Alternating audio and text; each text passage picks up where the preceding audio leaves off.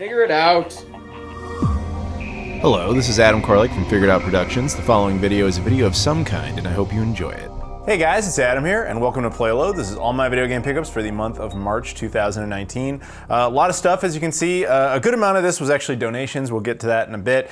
But some of this stuff was me basically going out with a bang, and we'll get to that as well. But yeah, let's just go right into it. The first thing I got was actually an Amiga CD32 game called Sid Meier's Pirates Gold: Return to Golden Age of Buccaneering.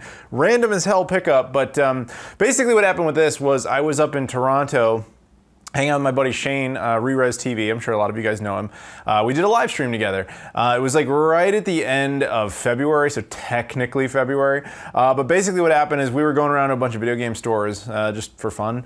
And one of them said like, hey, you going to the Swap tomorrow? And we were like, the Swap? We had no idea. So we were like, shit, we got nothing to do tomorrow. So we drove out to the Swap the next day and we went around. And the only thing I found for myself was this one table. This dude had a bunch of great stuff. He had the Canadian Amiga CD32 along with a few games. He had an Apple Pippin for sale, Virtual Boy, a whole bunch of rare Dreamcast controllers and VMUs and stuff. But the only thing I really wanted was I looked at the Amiga CD32 games because you just don't see those very often.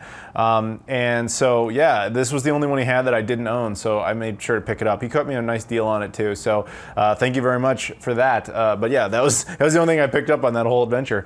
But still, very happy to have it. After that, I came back to a little gift box from Ubisoft.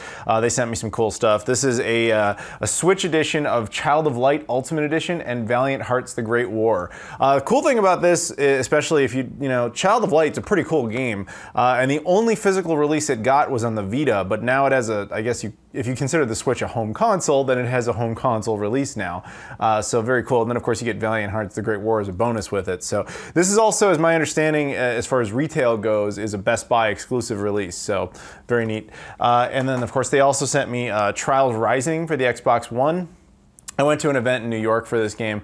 I really like this game. I think it's a lot of fun, way more than I ever would have expected to like Trials Rising. I mean, I got a t-shirt of this game. I've rocked that from time to time. I think this is just a hell of a lot of fun if you're just in that, you know, type of mode to play something that's just kind of hilarious, because you wouldn't think dirt bike racing would be funny, but it really is the way they did it. So I really enjoy that. And then the other one is Far Cry New Dawn. Also went to an event for this game as well. It's basically almost the direct sequel to Far Cry 5. I'm sure a lot of you guys already know about this game at this point, so there's not really much else I have to say, but yeah, Far Cry New Dawn, very cool. Then, now it's time to get into the, I guess the interesting thing. Oh, thanks to the people at Ubisoft, by the way. Very interesting here. So, I've said before in the past that I have been a proud member of Best Buy's Gamers Club Unlocked program. Best Buy is a retail store in the United States, and what they had was a service called Gamers Club Unlocked. If you paid $30, you got 2 years of coverage, and what you would get for that is 20% off of all brand new titles. So if a game cost 60 bucks, you were only paying $48 day one. Big savings. So it's no wonder they aren't doing it anymore. But I had it for 4 years. So in that time, I got you know, definitely my money's worth. I mean, I only spent collectively $60 to have the right to that, which is insane. And then, yeah, but you also get the reward zone points and all that stuff. So mine expired this month. It expired, I think, on the 9th. So I had, you know, basically a week where I was just like, you know what? It's gone. It's not coming back. I'm just gonna go buy a bunch of stuff that I'm like on the fence about, or stuff that's on clearance or on sale because it would be stackable with that. And we're just gonna get a bunch of stuff, and it's gonna suck financially, but I'm gonna do it because it's not like it's gonna get better. Now the funny thing is, I posted a tweet about that the day it expired, and color me really surprised, like more surprised than that with the Amiga CD32 game. I said this, and Best Buy responded. Not only did Best Buy respond, they responded with knowledge, meaning whoever controls the Best Buy Twitter account watches my videos, which is flattering as hell, in this show in particular. So thank you, dude, if you're out there. Hit me up sometime or something, because that's fascinating, so thank you. But unfortunately, that doesn't lead to me still having Gamers Club Unlocked, although we might get back around to that in a bit.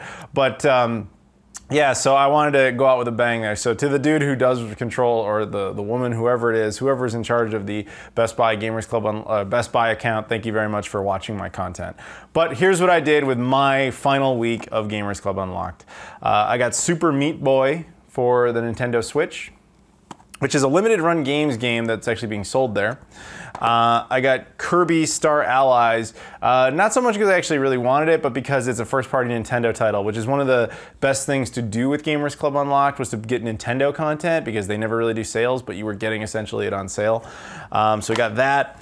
Spider-Man, the PS4 game, was on sale for $40, plus you get the 20% off, so yeah, it's basically $32 for that. And then a nice big stack of Xbox One games. The Scribblenauts Mega Pack, which consists of Scribblenauts and Scribblenauts, I think, Unlimited, or sorry, Unmasked and Unlimited. Unlimited's a really good game. I did not like Unmasked, but I played the Wii U versions. I don't really know how it would handle on this. Red Dead Redemption 2, which is cool to finally get around to picking up, because it was also on sale for $40 and then 20% off that, so $32. Lego Harry Potter collection. I'm a big fan of these Lego games, and Harry Potter as well, so getting that is awesome. Speaking of which, Lego Marvel Superheroes 2 for the Xbox One as well. Jurassic Park Evolution, a game that I wasn't super interested in getting, but again, it was that it's going away and it's never coming back. It was on sale, so combine it with the sale and mentally justify it to yourself. And you know, I might get around to playing it. I've always been a fan of the Jurassic Park franchise. Obviously, I did if you take Jurassic Park the game, and I turned it into a movie on this channel, but this is not that type of game. It's not really a narrative. It's just kind of like a park simulator or whatever, but still cool. And Sega's own Valkyria Chronicles 4. I picked that up as well. So yeah, that would be the last of what I acquired with my own Gamers Club Unlocked, though we will get back around to that in a little bit. But I'm certainly not done with the pickups here. I was out with my buddy Jesse in San Francisco, and we were doing some game hunting, and we came across a half-price books, and I found this. It's a game I'd been looking for a while. It was decently priced there, so I decided to finally pull the trigger. Super Mario Strikers for the GameCube. You know, there's still this part of me that would like to get a full GameCube set, but not really. And what I mean by that is I want a full GameCube set minus all the games that were available on the original Xbox, which once you do that, it does narrow it down pretty substantially, which to not the exclusives, but the exclusives plus stuff that existed on PlayStation 2. And with that being the case, that's a good amount of games, but a reasonable amount of games to potentially get a full collection of. And this was one of the ones that I still needed, so very cool to pick that up. Jesse also helped me out a bit. I never got into this program because I've never been a fan of buying stuff at GameStop, but GameStop had the same type of program, the 20% off thing, but theirs was 20% off of used games, so theoretically it was better if the games weren't all beat to shit in like usual GameStop fashion. But Jesse and I went around to a GameStop and we found some stuff that, you know, was already decently priced, and then 20% off of that made it much nicer. So God of War for the PS4. Nice to finally get around to picking that up.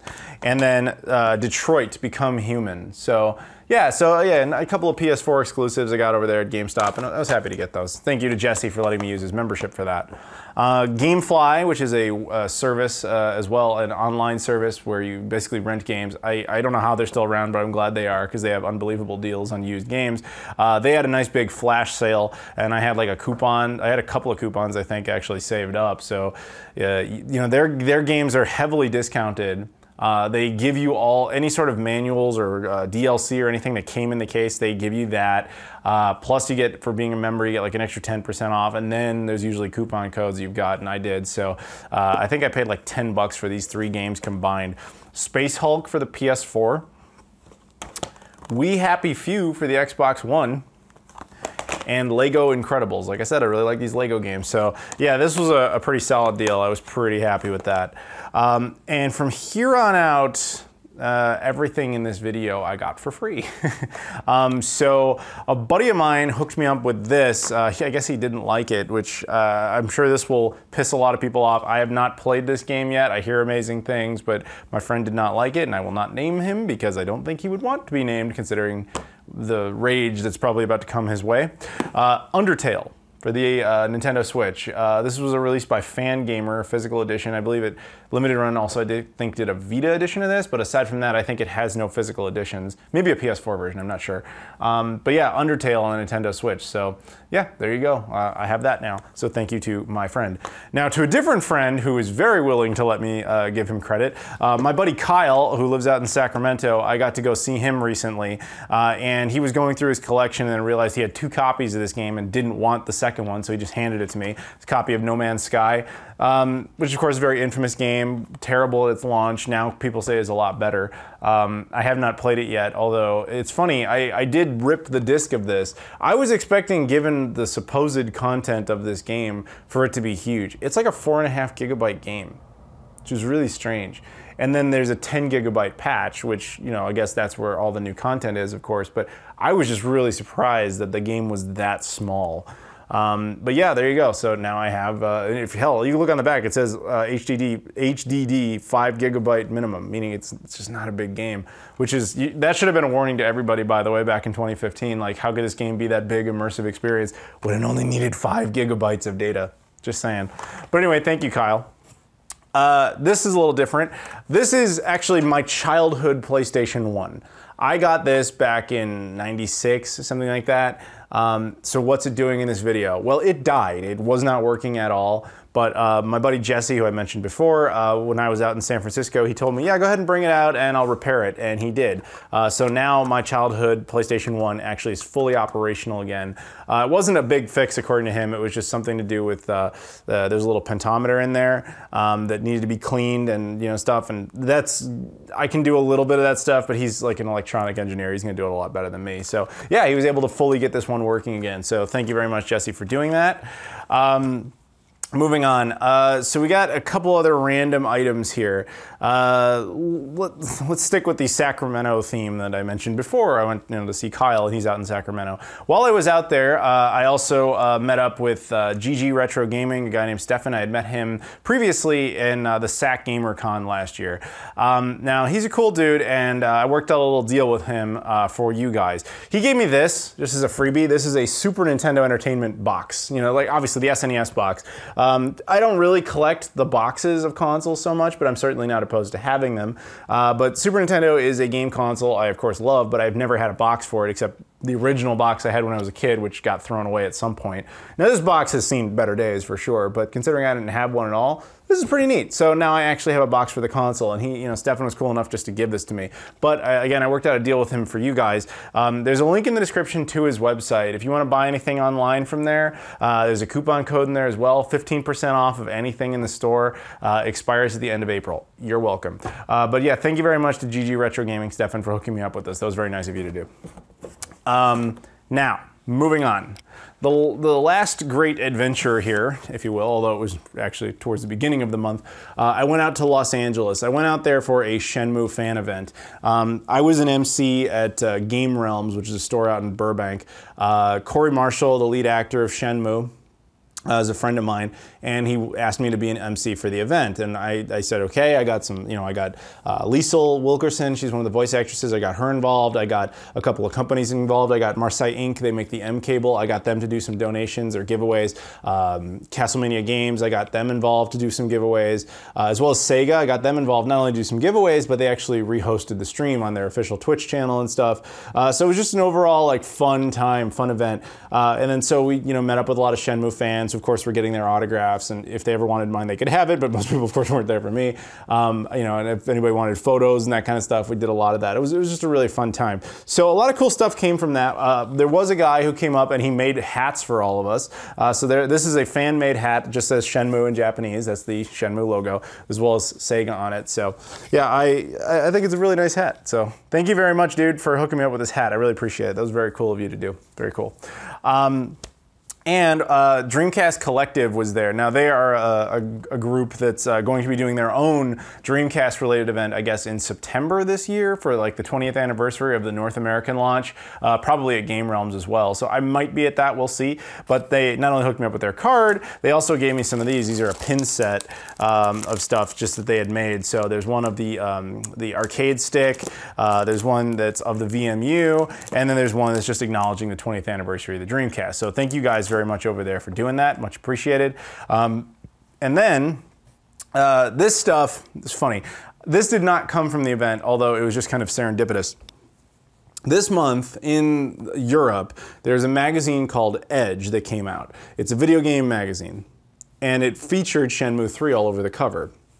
Now, that magazine is not published and released in the United States. There are stores that will carry it, Barnes & Noble's being one such example. However, they import everything a month late because, logically so, all they do is buy off the unsold stock from Europe rather than getting more. And then because it's an international magazine, it's acceptable for it to be a month late. Whatever. It seems like they have a nice little deal worked out. Whatever. Cool. So I wanted the magazine, and I was going to Barnes & Noble's just kind of hoping to find it, even though that was delusional. Because it wasn't going to be in stock yet. However, a buddy of mine named Luis was actually in London at the time. And I was talking to him back and forth a bit, and two things came of that. One was that he picked up the magazine for me, which we have right here. Very cool. It's got Rio on, he's got me 2 copies of it. It's got Rio on the cover there, and then on the back it just has the Shenmue, one of the Shenmue logos there. Very cool. And there's some Shenmue articles, of course, inside, which are very nice. There's actually a couple versions of this. There's one with Shenhua on it, although I think that might be only the digital version. And then there's like a golden version of this, which only subscribers could get. So I don't have that one, obviously. But yeah, now the vanilla version I've got. So thank you very much to Luis for doing that. The other thing Luis did, and I say this now to the dude who runs the Best Buy Twitter account, I'm still going to have Gamers Club unlocked for a year because he's going to let me use it. Please don't take away my access. Thank you. I appreciate that. But yeah, I'll still have Gamers Club unlocked for another year through that, although it'll only be the 20% off part. I won't get any reward zone points or any of that kind of stuff. But still, it'll be cool to have that until that expires. So thank you, Luis. Now, one last thing. This one's a little weird. I have a friend who I told a sad story to, not like an actual sad story, it was just kind of bummed me out. But he apparently did me a solid, and I thanked him profusely, and I will thank him again after this video. But basically, a while back, there was a collector's edition of Shenmue put out in Europe, in France, by a company called Pix'n'Love. Now, that company did 950 copies of the game. It was a collector's edition done retroactively. And I ordered it, I pre-ordered both the Xbox One version and the PS4 version. However, mine was lost in the mail. I actually got a refund from Pix'n'Love and everything, never showed up. And I was very sad about it, but it was like, what are you going to do? You know, I went to eBay and it was prohibitively expensive, and I was just kind of bummed out. I even went over to my buddies at Sega. I'm like, do you guys have any? And they didn't have any. So there was nothing I could do about it. So I told this story, and a friend of mine just decided to come through for me, and then these showed up. So yeah, my buddy is a hero here. He went out and he must have paid the eBay prices. So dude, thank you. But he hooked me up with these. These are sealed Pix'n'Love editions of Shenmue 1 and 2 Collector's Edition for the PlayStation 4 and the Xbox One. And the only way you can tell the difference is they have a sticker on the back that denotes that that's PlayStation 4 and that's Xbox One. I'm never gonna open these. There's no reason to, but yeah, these are really cool. So thank you very much to my friend who, again, well, this also wants to remain anonymous. Same person actually as the Undertale person, but still, thank you. Very nice of you to do. So, yeah, I'm just so happy to have these. I really am. I'm gonna buy you dinner, dude, because you deserve it. But yeah, that's it, guys. Thank you very much to my friend, to Kyle, to Stefan, to Jesse, to Luis, to DC Collective. I'm sorry, I never got the name of the guy who gave me the hat. I'm sorry for that, but thank you, dude. Thank you to people at Ubisoft, and thank you guys for watching, and I'll see you all later.